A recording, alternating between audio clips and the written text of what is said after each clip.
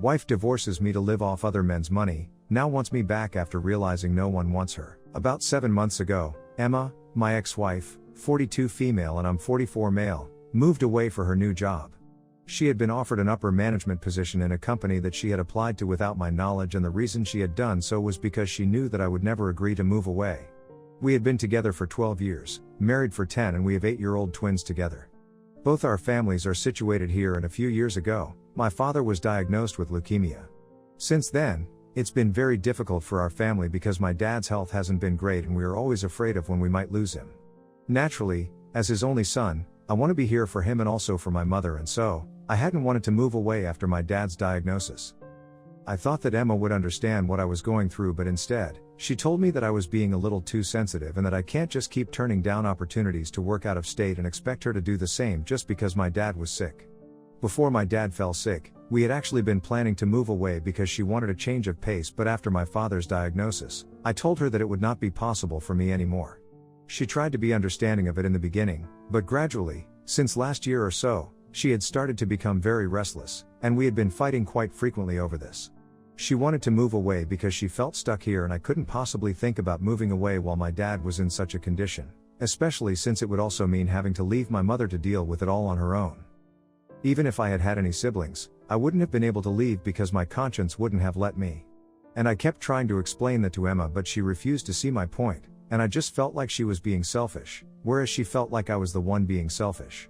And then, earlier this year, she just came home from work one day and told me that she had applied for a high-paying position in a company outside of state and she got the job. That came as a shock to me and I wanted to be happy for her, but I just couldn't because she hadn't told me anything about this application or this job. I was kind of in shock, so I just congratulated her and then I said nothing. That day, I remember we got into an argument because she didn't think I was happy enough for her, even though it was a pretty big deal because I have to admit, it was a good job with decent pay. However, I was just upset that you hadn't even thought that she needed to talk to me about it before applying, and she told me that she didn't even think that she would get the job, but now that she had it, she was thinking of moving away and she wanted me to come along with her. She wanted to relocate our entire family, knowing what my feelings on this were, so we ended up fighting over that and it was one of our worst fights. It got so bad that she ended up leaving to go stay with her parents for a couple of days and we had no contact for those days, so I actually thought that she was going to file for a divorce and put an end to this. But then, she came back home and we ended up deciding that we were going to try and patch things up between us because we still had the kids and we couldn't let them down. And back then, I thought that I could still make it work with her because I didn't want to let go of this marriage. I was sure that I loved her and she told me that she did too, which is why she wanted to make it work. But she also didn't want to give up on her dreams, and so, after a lot of discussion, we decided that she was going to take up the job and I would stay back here. She told me that she was going to try and travel back and forth as often as she could, so we could make this work. We had no other option but to choose a long-distance marriage for now since neither of us was ready to give up on each other. It was hard for me to agree, but I had to do it, at least for a while, before we could figure out what we wanted to do in the future. So then, she left and she would come back home every alternate weekend, but even then, she would only get to spend 2 days with us and take a flight back on Sunday evenings since she would have to be back for work every Monday. It was tiring for her and I knew it, but there was nothing that I could do since she had agreed to this arrangement. With time, I guess she started resenting me, and her attitude towards me got worse. We had promised each other that we were going to try and make this work, but every time that I would try to call her during the week, she would always be really mean to me and we would inevitably end up arguing about something or other. After a certain point of time, it started feeling like she didn't even want to speak to me, and instead of calling her on my own, I started waiting for her to call me first. And then, we started speaking less to each other, and even when we would talk, it was always very cold and weird, and I didn't know what to make of it. Then, eventually, after having spent almost 4 months away, she came home one weekend and had divorce papers with her. At the time, things were really tense between us and she told me that she couldn't do this anymore. When she came back home that weekend, we hadn't spoken for almost 6 days in a row because of the argument that we had the last time that we spoke. And I wanted to come up with a reason not to get a divorce, but I couldn't come up with anything. Because the last fight that we had was one where she had actually thrown out the idea of separating and ending this marriage for good. I should have seen that coming because for months, not only had we been fighting, but she had also been getting closer to a certain friend of hers from high school. This friend, let's call her Melissa, was not a good person and was an even worse influence. Emma had always been good friends with Melissa and that woman had even been there as a bridesmaid at our wedding, but I had never liked her because she had always given off a weird vibe. From what I knew about her, she was a total gold digger and always went after rich married men so she wouldn't have to commit to them, but would still get the benefits of being with a rich guy. She would even brag about it as if what she was doing wasn't detestable enough. When I used to bring up her behavior with Emma, she used to tell me that it was her personal choice and that we shouldn't judge her. That was quite infuriating, so eventually, I just stopped talking about Melissa and decided to ignore that friendship altogether. It got easier eventually because after Melissa moved away, and Emma got caught up with work and kids, they kind of drifted apart. Anyway, I had known that Melissa had also been living in the same state with her son for a couple of years since she had moved away after her second divorce, probably to scout for new prey. Coincidentally, when Emma got a job in the same state, she reached out to Melissa and she was the one who introduced her to the city and helped her move in and stuff along with me. I was there all along, and I had hoped that maybe Melissa would have sobered up after so many years, but she was still the same weird person. I was not comfortable with Emma being so close with Melissa once again, but she was the only friend that Emma had there, so I couldn't even say anything about it. In the months that Emma had been staying there, she had told me that Melissa had been really supportive of her since she was on her own and had even introduced her to a couple of her own friends. This so-called group that Melissa had introduced Emma to was very dicey because as far as I remember, it was 3 or 4 women who were all single mothers. They had met through Facebook and had a Facebook support group kind of thing together. From whatever Emma had told me, these women had all been with men and had kids with them, but due to a variety of reasons, their partners had abandoned them and now, they were raising their kids on their own and the only support they got was a child support check. However, it was not as sad as it sounds because most of the women that Melissa was friends with were just like her. They had gone for super rich men, had affairs with them, got pregnant, and then when these men had decided to stay with their wives and families, these women managed to get them to pay a big fat child support check from them which supported their lifestyle. It actually wasn't just as support for them, it was also payment for them to keep their mouths shut since I'm assuming these men didn't want word of their affairs getting to their wives. It was very common for all of them to have some online business that nobody was really interested in, but they were self-employed and wanted people to believe that they were doing it all on their own. But in reality, they were running a scam and proudly called themselves independent women who had all the freedom in the world to live by their own rules, while living off of the money of men who had been stupid enough to fall into their traps. Emma thought it was funny, but I thought it was disgusting and I didn't think that it was a good idea for her to be socializing with them. However, she kept defending her friends and told me that she had gotten to know them personally and they were all really nice women. And given how we were already fighting about so many things, I didn't want to fight about that as well, so I didn't say anything. But then, in the last fight that we had before she filed for a divorce, she told me that she really admired Melissa's strength because even without any help from any man, she was raising her 2 kids brilliantly on her own. I ended up scoffing at that and I told her that anybody who makes as much money from getting pregnant after an affair with rich guys would also probably be taking good care of the kids since that was not their child but a meal ticket for them. And that was what led to a huge blow-up fight between us because before that, we had been trying our best to keep a lid on our tempers but the frustration had just been building up for months and that day, that little disagreement over one thing was enough to set us both off. We started cursing at each other, telling each other exactly how much we hated the situation, and just kept blaming each other.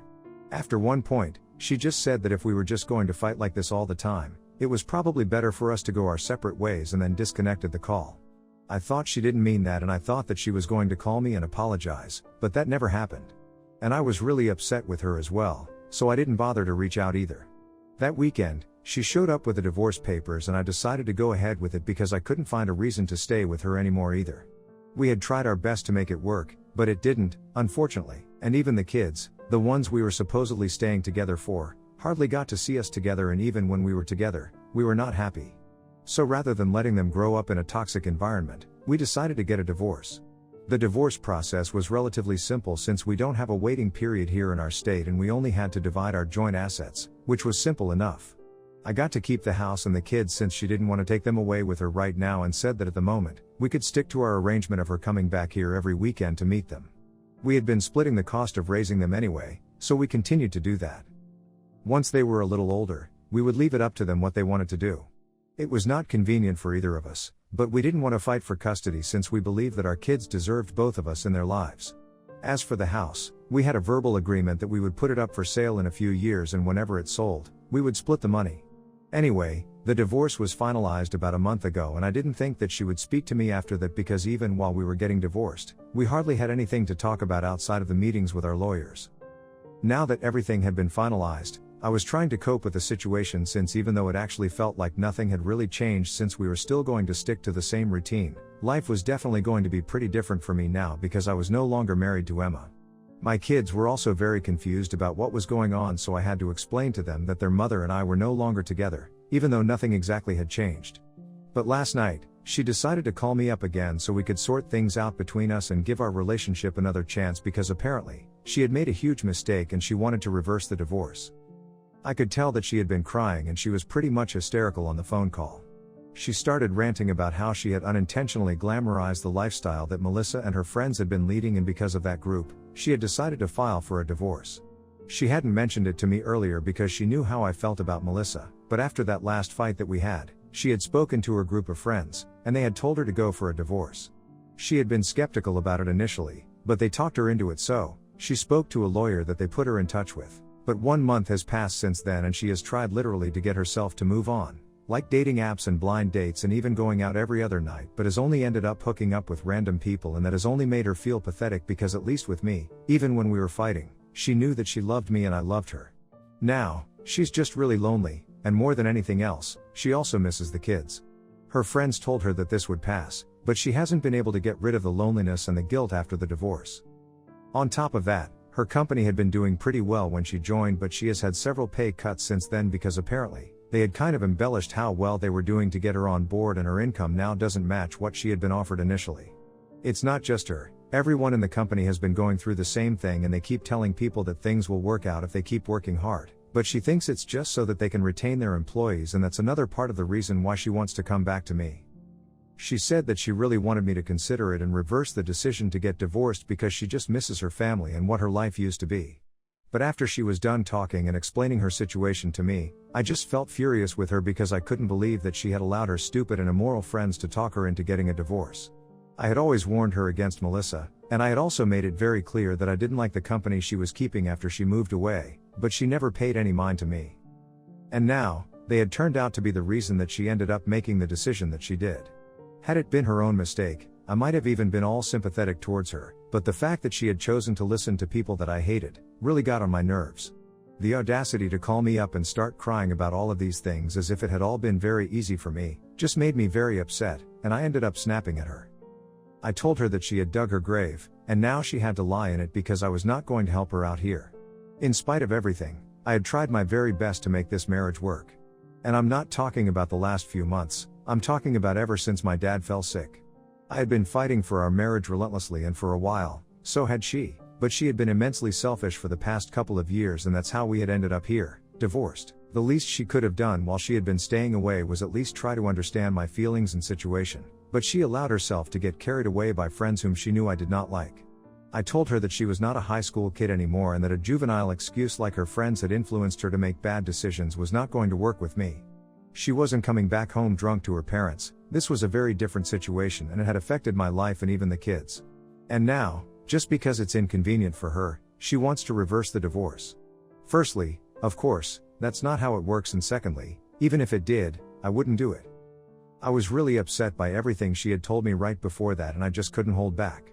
So I told her that now, if she was feeling really lonely and guilty, then she should just ask her friends for help, because I'm sure if they were the ones who had encouraged her to file for a divorce, they cared about her enough to take her in, if she was not doing well financially, and support her emotionally as well. I was also very annoyed by the fact that she had basically just confessed that she had been hooking up with random people for the past month after our divorce. Technically, she was single, so she was allowed to do whatever she wanted, but it made me feel really uncomfortable and depressed because I felt like it had cheapened whatever we had shared for the past 12 years. So I told her that I did not want her back in my life anymore, especially after the things she had just told me, and that I was going to make sure that the kids stayed with me because I was not sure if she was a good influence on them anymore. She started crying even harder and told me that she was ready to do anything it took to make things right, but I told her that she had made a decision and she had to live with it, and the kids, and I did not need her anymore. Then, I hung up and blocked her. When I woke up this morning, I had several messages from my ex-in-laws, and they were telling me that I shouldn't have said the things that I did because she was already really low and it was not nice of me to kick her when she was down. They said that it was not necessary because she was already regretting everything that she had done, and seemed to try and punish her more by telling her that the kids and I did not need her. I wouldn't have cared about what my ex-in-laws say, but they have been very kind to me after the divorce, so I don't know. Am I the a-hole for telling my ex-wife that I don't want her back and that the kids and I don't need her anymore? Update 1. Hello, guys. Thank you so much for all the support that you guys have shown for me in the comments. I don't know how to say it, but it really means a lot to me, knowing that so many people are on my side here. And it means even more to me that so many of you have identified with my story and have reached out to let me know that things are going to be alright. It's very kind of you guys, and I know that things are going to get better. It has been 4 days since I posted, and I had blocked Emma after we had that conversation, so she hasn't been able to get in touch with me. But this weekend, she is supposed to come over to see the kids and spend some time with them, so I don't know what's going to happen then. For the past couple of months, ever since the divorce was initiated, she would just pick up the kids from my place and go to her parents' place to spend the weekend with them and occasionally spend some time here with all 4 of us for some family bonding. But mostly, she would try to stay away from me, and I was fine with it because it just made things easier for me. This weekend, though, it's anybody's guess. I'm actually kind of dreading having to see her because her parents have been very upset with me and have told me that the things that I said to her were so harsh that she has ended up crying every single time that they have called her after that. I haven't been responding to any of their messages because I don't really know what to say to them, but I feel kind of bad because I know Emma is kind of a really non-emotional person, and I know that I really managed to hit her where it hurts because she's been crying so much. Even though she hasn't exactly been kind to me and our circumstances haven't been the best, I still feel really sad for her because we could have had a great life and I feel like she ruined it all for herself. I did my best to make it work, but it's not like I can make the marriage work on my own without any help from her. I don't know what to say anymore, to be honest. Update 2. So Emma came over yesterday to pick up the kids and we ended up having a discussion about everything that had been said. It was clear from her appearance that she had been having a very hard time, and I could see it on her face, and I found it really hard to be cold to her. So then she asked me if I would be willing to talk to her just for a bit, and I ended up agreeing. Once the kids were in their room, we got to talking and she told me that she was really sorry about everything. And she wasn't referring to the recent months, she was referring to the past couple of years because it had taken a lot for her to realize how selfish she had ultimately been, and she even said that she did not deserve me. She told me that in the past few weeks, after the divorce, every time she would go out on a date or hook up with any guy, all she could think was how she wasn't sure if this was the kind of life that she wanted for herself and felt guilty for throwing it all away. She had built it up all in her head, but it wasn't all that it was cracked up to be, and when she realized that, it was too late for her to do anything about it because she had already lost me. While talking, she started crying again, and I tried to comfort her, but she told me that it would only make her feel worse because that just made her realize the kind of person I was and how badly she had treated me. It was kind of bittersweet, hearing her say these things about me, because I would have really appreciated that when we were together, but now, I don't know what to say about it. Anyway, after a while, she told me that she had decided to quit her job and move back here so she could be closer to her family. She also wanted to spend more time with the kids because she had already been losing out on so much time with them. It didn't seem worth it to stay outside for such little money and sacrifice so much. The only request she had for me was that she wanted me not to file for full custody like I had said I would, and I told her not to worry about it. I had said it in the heat of the moment, but I didn't have any intention of actually doing it because both she and I had always maintained that our kids shouldn't have to suffer, and I knew that they missed their mom. So spending some more time with her would definitely do the kids more good, and I would be supportive of that as well. After we were done talking, she apologized to me for everything once again and told me that I was a good man. She also promised me that she was going to try and be a better mother and a better person, and thanked me for even letting her speak to me after everything that happened instead of just shutting the door in her face. That got me a little emotional, but I didn't say anything, and then she left with the kids. So that was it, and I didn't actually expect things to turn out to be like this, since I thought that she was going to come over and fight with me, but this was nice and unexpected. She has apologized, and I'm not gonna say that I forgive her and everything is in the past, but at least we are on the right track now.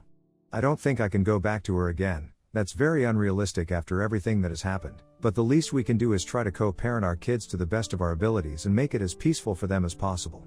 And of course, it will be better for us as well. Now let's see what the future holds. Update 3. Hey, guys. Okay, so 4 months have passed since my divorce, and after my last update, Emma stayed true to her word, and within a few weeks, she quit her job and moved back here. Since then, our kids have been splitting their time between the two of us. They spend half the week at my place and the other half at their mother's, and it's been pretty convenient for them till now.